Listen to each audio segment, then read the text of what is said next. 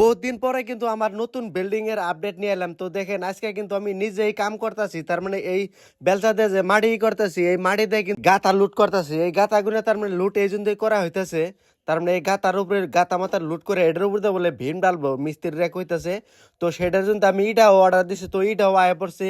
তো এই ইটা দিয়ে মানে ভীমের তলে কিন্তু ইটা গুনা দিয়া কিন্তু এই ভীমটা ঢালবো। ভীমের তলে যেটা পুষ্ট, এই পুষ্ট করা কিন্তু একদম ঢালা পড়ায় কমপ্লিট হয়েছে। এখন খালি গাতা গুনা লুট করা বাকি আছে।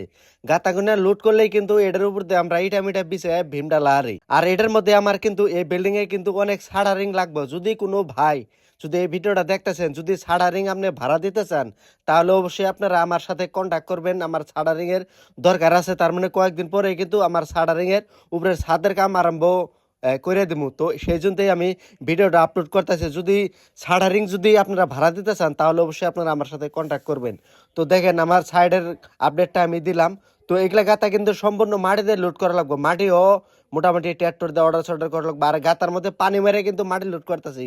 পানি এই জন্যই মারতাছি, তার মানে পানি মারলে বাদা গাতার মাটিটা পুরা গাতার লগে একদম পুরা ফিক্সড হয়ে তার মানে বইপো, সেই জন্যই মাটি দিতাছি। তো ভিডিওটা যে যে দেখতেছেন, প্লিজ ভাই ভিডিওটা শেয়ার করেন, যাতে যে ভাই শাটারিং এর কাম করে সে ভাইয়ের কাছে ভিডিওটা পৌঁছায়। তাই তো ভিডিওটা প্রচুর পরিমাণে শেয়ার করেন। আর শাটারিং এলা ভাই আপনি আমার সাথে কন্ট্যাক্ট করেন।